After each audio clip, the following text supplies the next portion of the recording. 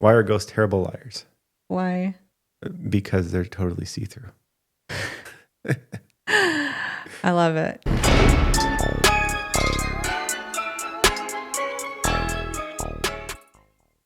Hey, Welcome back, everybody, for another out of order spooky state series. My fault. This one was on you. 100% my fault. I say, hey, Joe, are you ready for Illinois? And he was like, I'm ready for Indiana. Ready to Indiana. So for context, we jumped from Hawaii to Iowa. We're supposed to be going in alphabetical order of the states, right? So you don't go from Hawaii to Iowa. We did that, and we went back to Idaho, and then on the last episode said specifically, we'll see you for Illinois next week, and then I did Indiana notes. So today we're doing Indiana. We'll go back to Illinois. It's actually impressive how out of order this has been. It's almost like we planned it. It's almost like, yes. Anyways, I'm excited for mine today. All right, well, let's lead with it then. Oh, okay. Now I'm like stressed about it. It's an exciting one. Let's do it. Jeez. Okay. So last time, if you listened in or watched on YouTube, I did some clips of like Zak Baggins content. So I have a similar format for today. Ooh, exciting. Okay. So Indiana. So I am doing, hopefully you didn't do it too, actually. What's that? The Demon House. No, not at all. Oh, wow. Okay. No, I'm shocked. We didn't check this time, so that would have been bad. Because I only have one, by the way, and it's just the Demon House. Okay. Okay. So that's good. Have you heard of the Demon House before? I don't know. Perhaps.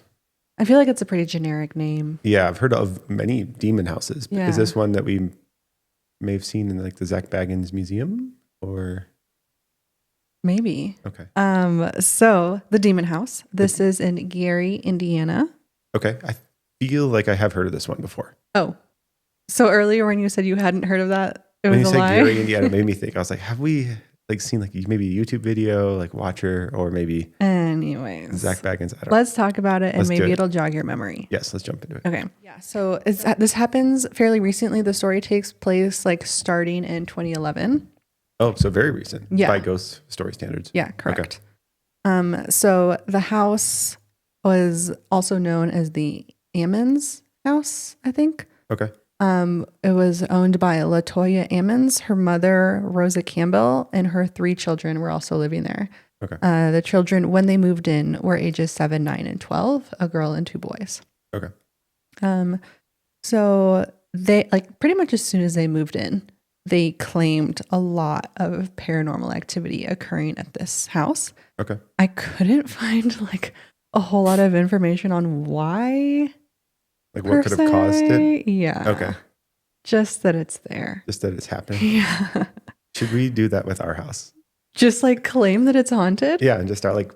I feel like that decreases the resale value, no? It could increase it though. I feel like that's something. I feel actually that like real estate agents, I feel like they have to disclose that. Is that correct? I could be making that up. I don't know. Maybe in certain states. Yeah, how they have to disclose, murder occurred in this house or something like that, right? Like legally? Yeah, I don't think, I think that it depends. I think there may be certain laws that like if someone like passed away in the house within a certain amount of time, or if a murder happened there or something, they have to disclose it, but I don't think ghosts have to be disclosed. Okay, I don't know why we would volunteer that information. Yes. There was anyways one court case you read in law school where someone bought a house that was supposed to be haunted. Yeah. They didn't get any ghost experiences and then sued. Yeah, so the person buys the home, isn't haunted. They're annoyed, so they try and basically undo the sale, I think. Yeah. And then the judge writes an entire opinion. It's just full of ghost puns. So like the whole thing is just like wait, that's great. I don't remember the words, but like this is like a real specter of a case, or I don't know, but like stuff like that, and just basically making fun of them for the ridiculousness of their claim. Hilarious. But, I love that. Anyways, okay, completely unrelated, but let's get back into it. Yes. Okay, so days after, like I said, this started pretty quickly. Days after they moved in, they claimed that black flies swarmed the porch and kept returning. I guess I don't know what it's like in Indiana, if it's buggy. I would assume so. I mean, it's probably But humid. they're like, these flies, what the heck? I thought this was a bug-free household when I purchased it. Anyways, so that happened. Okay. And then pretty quickly afterwards, Rosa, which was the mother or the grandmother, I guess, she heard footsteps in the basement and doors creaking. And then finally, stuff kept building. She's also said to have seen a shadowy figure pacing in the living room. I don't like that. Creepy. And stuff kept escalating, man. So next, they moved on to the children. Okay. So it said that while someone was like, the daughter was having like a sleepover, during the sleepover, the daughter, while unconscious, levitated. Oh, so like she's sleeping like sleepover style and like levitates. This is like demon poltergeist. It's called the demon house. Fair. That's a fair point. So can you imagine also going to your friends for a sleepover and then you just like wake up in the middle of the night and they're like hovering. You're just like, well, I'm going home. Like, Mom, hello, come get me right now. We got levitating children here. Yeah. And then that was the daughter. The middle son was thrown across the room by an unknown force, supposedly. I would never recover from that emotionally. Oh, absolutely. If that actually happened, I'd be a broken person. Not. Yeah. Just like unseen forces threw me across the room. I'm just going to go hide in the corner for the rest of my life. Yeah. And then finally, the younger son, I guess he like really got the thick of it, but he allegedly would have his eyes roll back into his head and like classic like movie style growling, "It's time to die. I will kill you." Obviously, he's possessed. Or very clearly. Needs a therapist desperately. Well, so the mother called their physician. Okay. And was like, "Hello, my kids are absolute psychos. Dr. P, help. Can someone please help me?" So that was in August of 2012 when she called the physician. And the physician described their behavior as delusional. So kind of like they were all making this stuff up, basically. Someone from the doctor's office ended up calling the police just because of this behavior. And like on the parents, like CPS kind of a thing, or we'll get to that in a second. Okay. I think it was just like these children need help kind of thing. So all three of them went to the hospital, and while they were there, like in the hospital, the older two were acting like nothing happened. They're like completely normal. Weird. Okay. But the third children, the youngest, was like screaming and thrashing and still possessed. Weird. So it's like that kid has it the most, or he's supposedly. Okay. And then finally, so after that incident, CPS was called. Okay. And they came and they investigated, and it was said by CPS that they agreed that these children were just performing.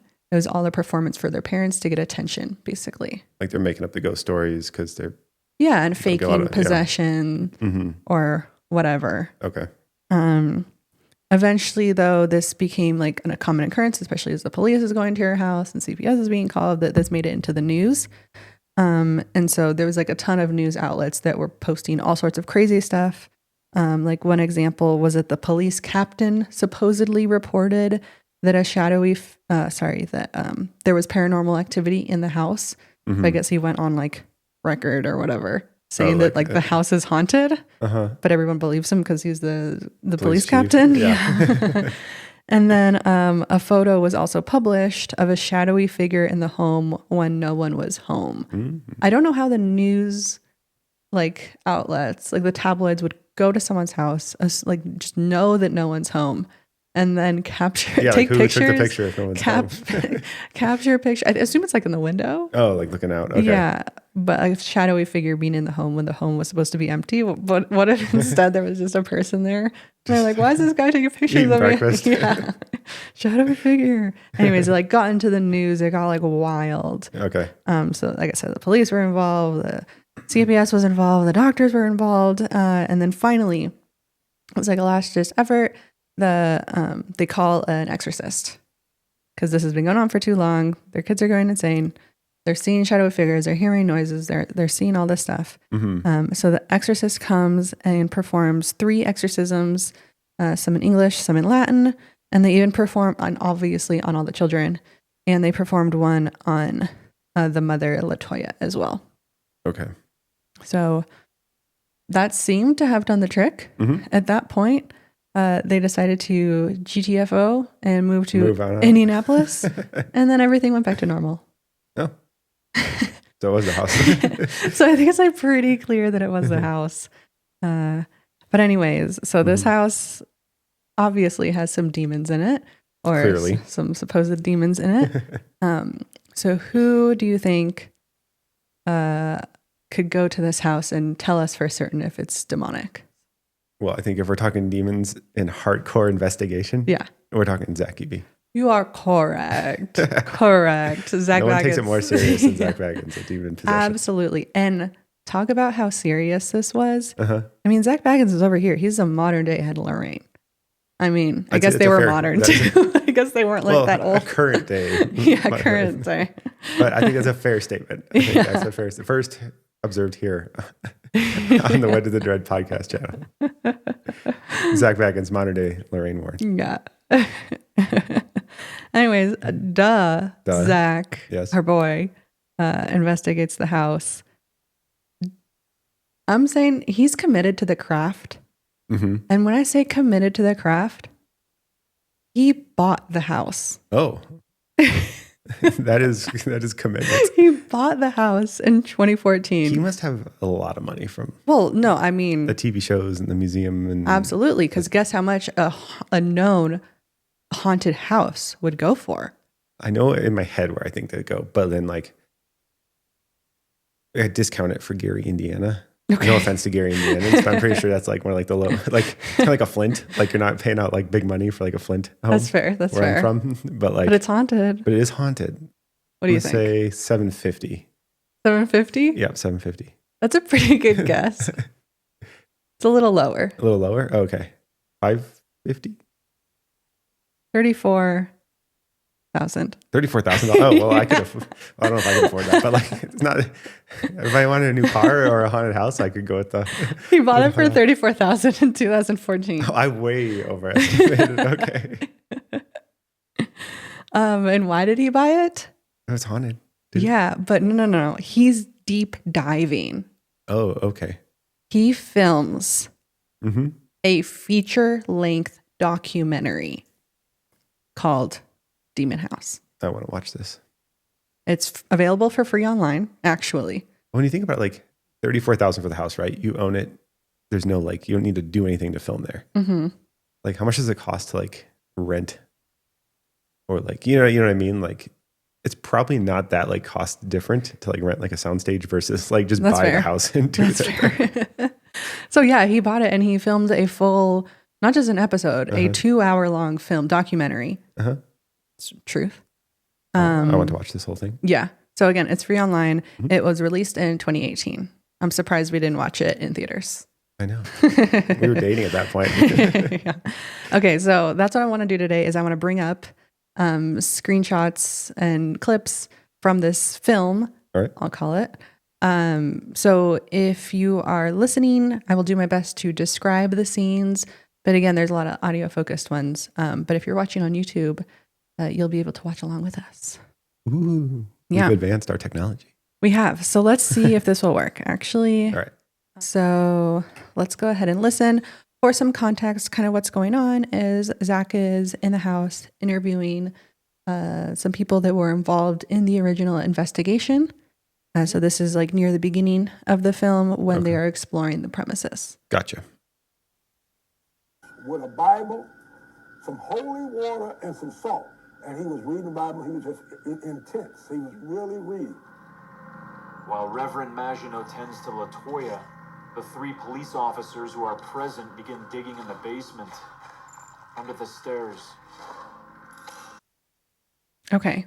They're digging in the basement under the stairs of the entry to the house. Okay. And so instead of just making you randomly guess what they find, I'll present you with some options. Okay. So what do they find when digging in the stairs? A human tooth. Okay. A human fingernail. Or human hair. One fingernail because it's Zak Baggins. Okay.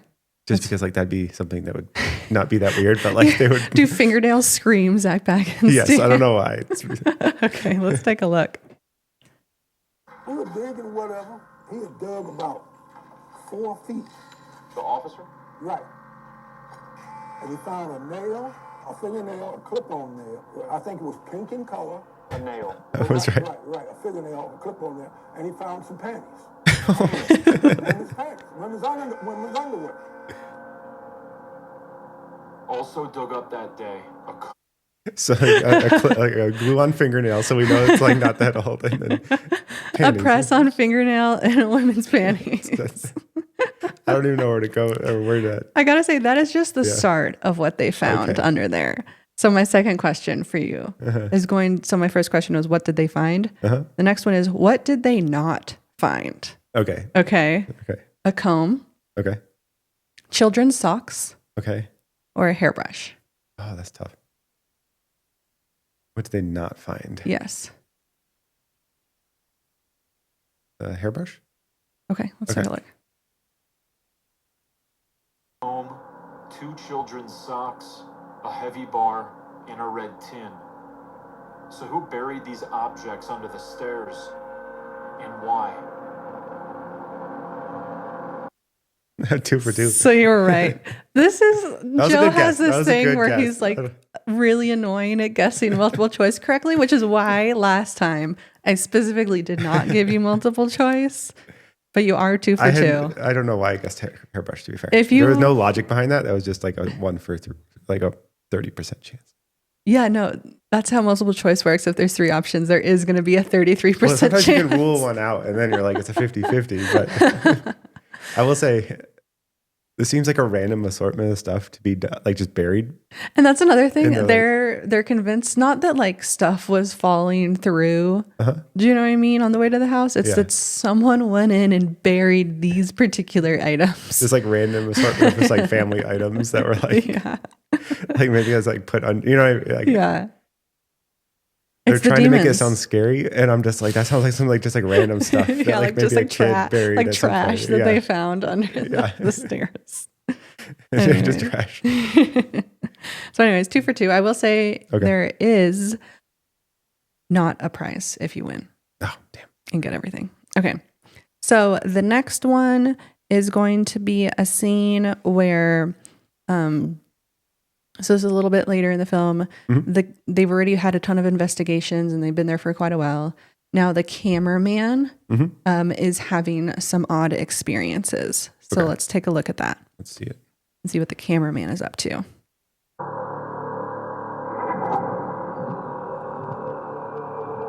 Later, we find the cameraman, Adam, lying on his back in the back bedroom where Mika's murdered brother lived.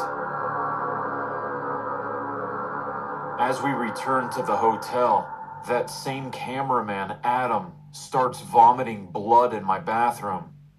He then leaves my room and begins screaming my name in a strange voice.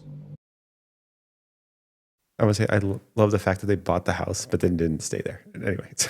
Yeah. No, you missed. Did you hear? Because you were talking over probably the most important piece of that clip. Vomiting blood. I did hear that. Okay. Anyways, so what just happened is that the cameraman Adam is being weird. He was laying down in the house, and then eventually they went back to the hotel room. Because why would you stay there? It's demonic. Got to get thrown across the room here. No, that's gone too far. So, because Adam's already obviously feeling stuff. That's true. So he, back in the hotel room, he goes into Zak's room and vomits blood, which is a very bad sign that something is severely wrong with you. And then starts screaming Zak's name in like weird, like, like tones or pitches? Tones, yeah. Okay. So what did Zak and the crew do next? Okay, someone is vomiting blood. What did they decide to do with the cameraman Adam, who is like very clearly injured if he's vomiting blood? Yes. Did they call an ambulance? Okay. Did they cut the cameras? Or did they keep filming? You got to keep your streak alive here, so guess wisely. I would say I would like to think they called an ambulance, but I'm pretty sure they just kept filming. Okay. Let's see. We start rolling with our cameras. What's wrong? Where'd he go? Film. Film. Quick, film this. Wait. Film all this blood. So that one is kind of quiet here, but if you're listening, they're in a hotel room, okay? When all of this is going down, presumably in the middle of the night, and there's another guest in the hotel room who's like, that dude is like going crazy. Someone is talking to him to try to settle him down. What if they like warm the guests in the hotel that night? They're checking like they're filming a show here tonight. I would hope so. They're Otherwise, that would be little, very little annoying. loud. I mean, Yeah. I don't know what the tourist situation is like in Gary, Indiana. Imagine you have like a big presentation the next day. You're pitching a big sale. You're trying to sleep and Zak it's like, Baggins. blood everywhere. All right, let's see what continues to happen. He's calling security. Obviously, they called security. I would too. He's looking for him. Here he comes. I want to go to the hospital.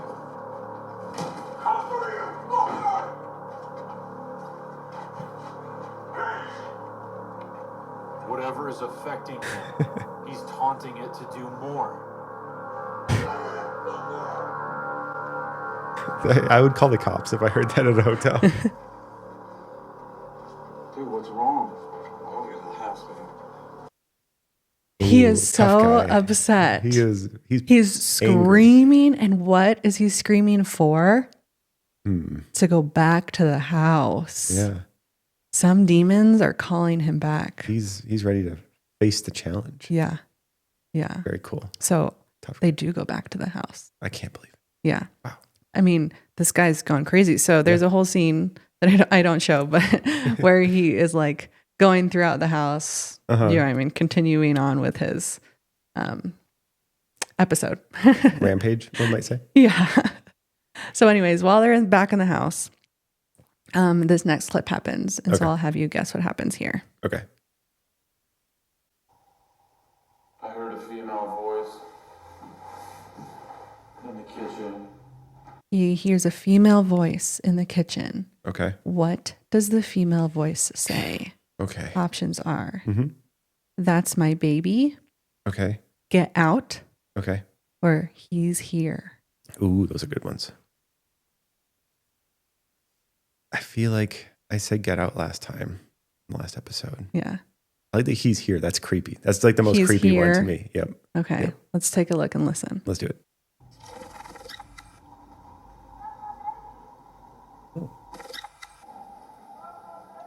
That's my baby. You got one wrong. Sorry. I did. Dang it. Well, You were I'm leaving. going Goodbye. so well. So that's kind of weird. But also, like, someone could just be, it sounded like someone was just outside screaming. Yeah, it sounds or like someone talking. just like out in their backyard or something. Yeah. Yep. Yeah. So I'm not sure about that one. So this is the final clip Okay. or section of the clips that I'm going to show you. So let's take a look. Zak is now doing a final investigation in one of the rooms in the house by himself. Okay. So let's take a look at that. All right. Roll it.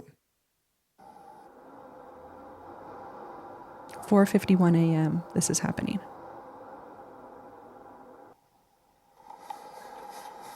He's filming alone in his room. So he was sitting on the bed, filming alone with his camera like pointed out in the hallway. Okay. Okay. What does he catch on film? And I'm talking, this is like climax of the movie. Okay. This is like the big scene. This is it. All This right. is the big scene. Big scene. All right. Does he catch a door slam, glass breaking, or a creepy voice? If it's a big scene, Mm-hmm. I'm going door slam. Door slam? Yep. Yep. Okay, let's take a look.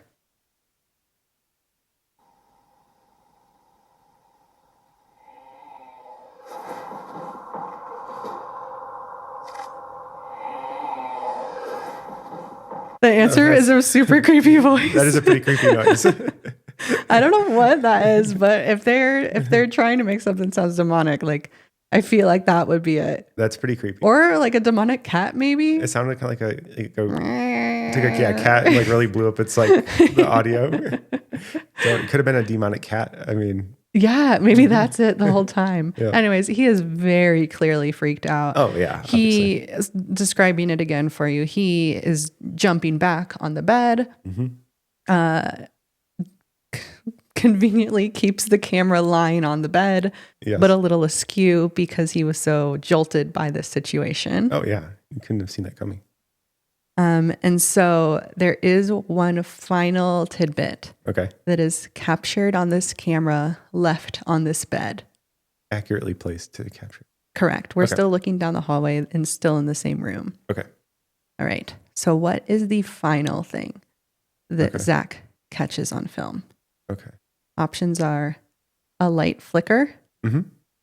a moving shadow, or nothing. It just fades to black with a lot of buildup. Nothing. Oh, it has to be nothing. Yeah? Yeah. Okay, let's take a look. Back the fuck up. Oh, that's creepy. That's a shadow. That's a moving shadow, people. That's a shadow. We have a shadow Full body caught on apparition. camera. Not spoiler alert. I guess I should have put that in. Oh, if you're yeah. ever going to watch Oh. The Demon House, this is the big spoiler. We still gotta watch it.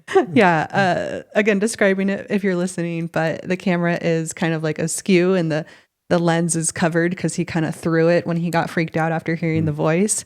But you do very clearly see, like, you know, in the night vision camera, like a shadow move across the way. Yeah.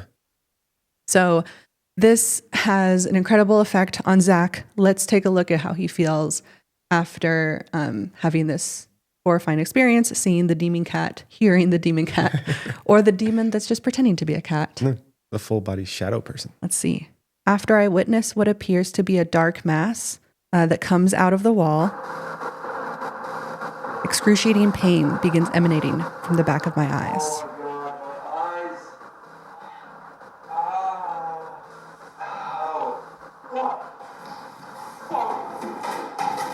Wait, is he just trashing stuff? Well, it's his house. I guess he can trash it if he wants. So he reacted very violently He did. to this. His eyes are hurting. The demon messed his eyes up. Yep. He began slamming the furniture and, you know, tearing things apart. So clearly this had a very, very crazy effect Yeah. on Zach. I'll say. So they film everything and then it's the conclusion. What do you think happens now that Zach is like stuck with this demonic house where he had these, you know, severely negative experiences? I don't know, because what's he gonna do with a house in like Indiana? Yeah. Is it like no? I already has a museum. I feel like it maybe like sells tickets or something. That would be a good idea Yeah. to like get a little comp Or, out of like, this. people can stay there. Yeah. Like, investigate for themselves. That's another great idea. Okay. He doesn't do either of those, unfortunately. In Okay. 2016, he demolishes the house. Oh, okay. He's like, done with it. Get rid of it. Witness take a full shadow person here. Just tear it down. Whatever. It was too demonic. He had There's no other to option? destroy it. Wouldn't want to do a second, like a follow-up No, investigation. no. Okay. The first one did so good. Why would you do a second? It's like, we already achieved everything we thought to do. Yeah. Let's tear it down. So that's the story of the Demon House and our deep dive look into it. Oh, I like it. I gotta like say, it. very compelling evidence that Yes. we were able to capture. Yes. I also gotta say, I wish I could go and other people could go and take a look at it, but he said he took. No way. He's Too like, I got to dangerous. protect the public Yeah. from this. I'm The destroying public this good. house. Yep. Yeah. So, anyways, Love it. that's the Demon House. All right. That was good. That was very good. Let's hear yours. All right. So mine is the Willard Library. Oh, okay. A library. I think Yeah. this is the first library we've had. My note says, I think this is the first library on our show. Okay. Great minds think alike. There we go. Yeah. But it's an absolutely beautiful building. I will show you a clip of it. The interior looks like, but it was built in, it was like finished in 1881. It looks exactly like you'd expect something built in like the mid to late 1800s to look like, from like a rich business tycoon kind of a guy. Okay. Like Okay. big, deep. Like Where is it at wood. in Indiana? Sorry. It is in Willard. Or sorry, Oh. no, it's not. person's name's Willard. Evansville. I'm very familiar with Indiana, so thank you for putting that into context now for you me. know Evansville. Looks like a nice East Coast library. Yeah, something like out of Stranger Things. To me. Oh. I don't know. Okay, that's not the vibe that I got. That part of the world. Maybe not. I don't know. Anyway, there's a private donation library, so a rich guy developed it and then incorporated in 1881 to serve the people of Evansville, Indiana. Things like these don't really, in my experience, exist in Arizona. These like, I don't know, just like we didn't have like those tycoon-y kind of people who built like lots of public libraries here. No. But yeah, he's an interesting guy. His name's Willard Carpenter. Interesting past, very difficult person to deal with. Kind of like type A. The clip I was listening to said like people would say he's rich, so they call him eccentric, but if he wasn't rich, they'd call him nuts. Kind of a thing. So, I like that. Yeah. But he was also one thing he did was very cool. He was an agent for the Underground Railroad. Okay. Before the Civil War. And then he kind of built into the library like rights for African Americans to access, which is unusual, that time. Good for him. Yeah, he said he wanted to be, quote, maintained for the free use of all persons who may desire to consult it. Yeah. Yeah. Let's see here. Now, the Willard Library is very famous for a certain type of lady. What type of lady do you think? A lady in white? Ooh, very close. We got a lady in gray. Oh, shoot. Wait, where's our lady in white sound? A lady in gray sound. There we go. There she is. There she is. But yeah, she's seen with a gray dress, gray veil sometimes. And this library totally buys into it. It's very fun. Ooh. Like they go with it 100%. So do they have like events at Halloween? I don't know. They probably do. I hope they do. They have like on their website, they have like a PDF breakdown of like their ghost. Oh. Yeah. This is like a detailed analysis. Yeah. They have like I love it. Informational sheet. Give me the KPIs. The KPIs on this ghost per day. They have a huge gray lady display. Let me show you that very quickly. Whoa. Mannequin type thing. Whoa. So they totally go with it, which is very fun. That's spooky. That is spooky. There we go. In addition to that, they have like 6 webcams that they stream with. That's so many. Yeah. Like I said, they go like all in. Like a live stream, like how you can watch like the animals at the zoo, but instead it's like watch this library to see if you find the ghost. They're like pointing at the hotspots in the library, and so you can like watch for the ghost. Wait, I love that. And they also have a tracker. So like, we'll include the link down below in the people, description where you guys can check this out too. Oh yeah, no, there's like a great YouTube video that they do on like they walk through and they film the library and talk about it. It's very cool. I love it. Yep. But then they also have a encounter tracker. I guess the last time they saw like a full sighting was August 10th, 2010 in the basement hallway. Like an FBA is what they mean? Yep. Okay. Last time she showed up in full. So they do have dashboards and metrics. Yes, they have metrics. Visualizations. Yep. Okay. Cool. Yep.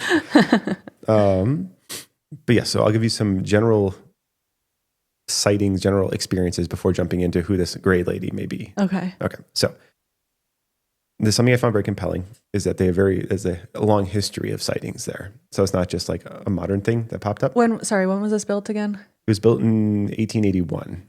Okay. Yep. But the first sighting of her was in 1937.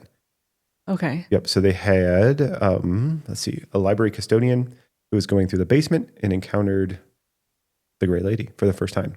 First seen in the basement. Yep.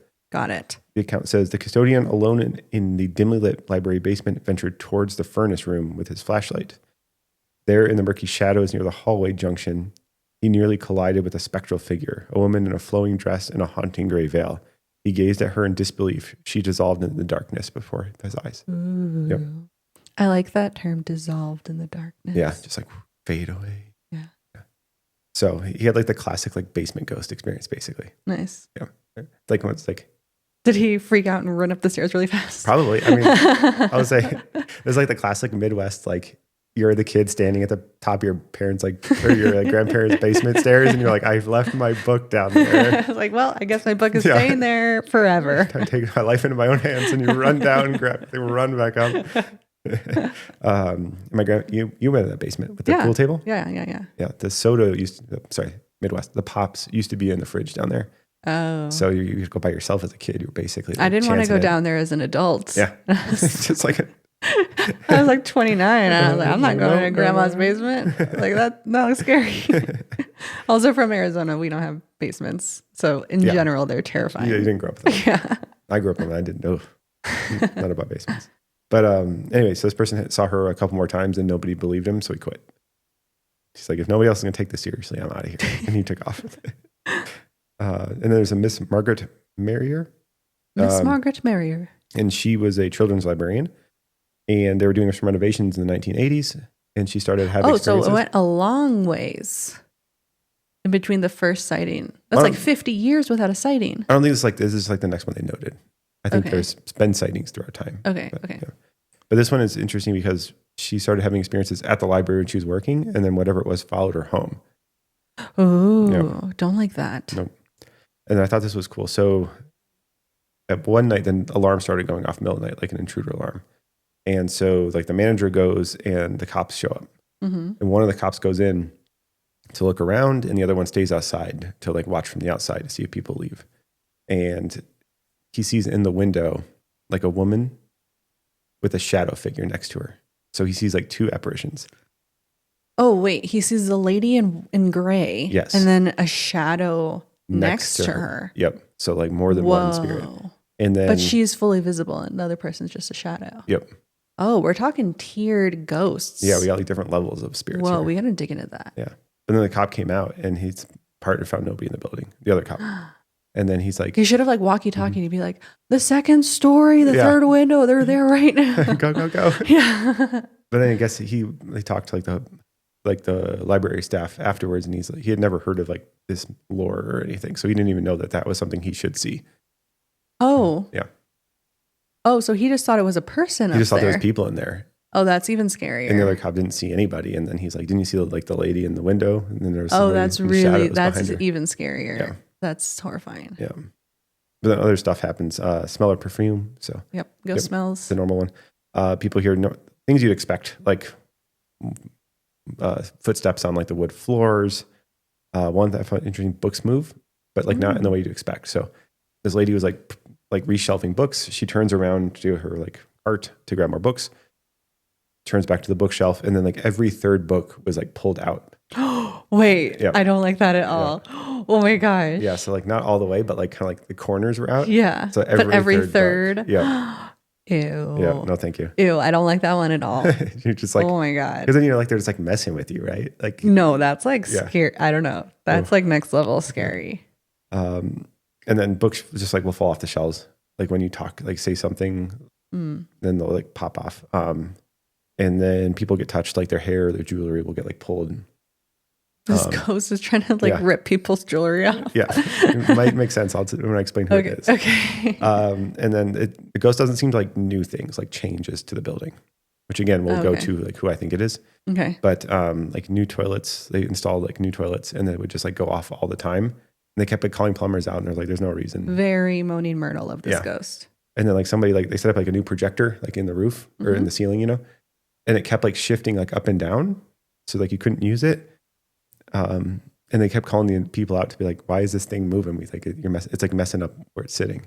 Oh, weird. Yeah, but it made me think like as an easy out, like if you're bad at installing stuff, and you're just like ghosts. But on to who she might actually be. So it's not tragic; it's petty, and that's what makes it great. Ooh. Yep. So the Gray Lady is said to be Louise Carpenter, the daughter of Willard Carpenter. Okay. So when he died, the library had not been completed and open to the public yet, but it was like almost there. It was still under construction. However, he had clearly dedicated it to the public. Like he made a big long granting document. Anyway, so he had like done the granting. It was very obvious he had spent like the last 5 years of his life like very involved in like the development of this. So there's no question he wanted it. But anyway, she comes from a rich family. What do rich families do when the parents die? They sue. So she sued to get the library. And I don't know if to get the library or like to still own it and control it. Wait, why didn't he just give it to her? Because he dedicated it to the public. He wanted it to be like a public institution. So he was, I actually have the language. He says, I have concluded to establish and endow a public library to be located in a public park on lands owned by me situated in like, and specifically blah, blah. Do not give it to my daughter. Specifically not to my daughter. But she's a spoiled brat. She sues to get the library. She sues the the board of the library. What? Okay. And she's claimed that her dad was not in a clear state of mind when he died. Mm-hmm. It doesn't make any sense because he obviously wanted this thing to be for the public. Unsurprisingly, she loses. Yeah. And then now she's said to be like a petty ghost, like haunting the hotel. Oh, I love the library. that. Yes. I love that. And I believe it because it's just kind of like petty stuff that happens. One piece of evidence I think supports this is a ghost hunter was there and like they have a portrait of her hanging up and she's not the most pretty girl. And they comment, oh, that's kind of an ugly person. And that person's like, well, after they say that, they get sick for the whole rest of the night. And then another person was installing like a new, going back to the new, like chandelier, you know, like the electric chandelier. Yeah. So they went up and they changed out the light bulbs or put in the light bulbs. And they went to switch on it. It didn't work. And then they go up and they look and all of the light bulbs are unscrewed just enough that they didn't turn on. So they had to screw them back in. So it's just like little petty things like the toilets. And something like, about this seems like very like persuasive. Like I actually believe it. Yeah. Kind She's of just thing. like, this should be mine. Like it's too specific. Yeah. And like all of those things, like how do you fake light bulbs being semi-screwed in? Yeah. Like it's obviously a ton of work to go up there and install it. You just like, anyways, or like the book things, like every third one, like that's way too much work. Yeah. So it's just for me, it's like things. Believable, Yeah. but then on top of it, that it's petty. It's like, yeah, that makes sense. Yeah. The hauntings align with like what you would expect from somebody who's not like evil, but just kind of like annoyed. I want to go there. Like can't let it go. I want to go there. That's funny. The guy that got sick. Yeah. That's really funny. But anyway, so there's another theory. I don't really buy this one, but it's said to be a former librarian whose child fell and was injured on a ladder during the shift. Because people say that like they'll be on a ladder, not like wobbly, and then they'll feel like steadied.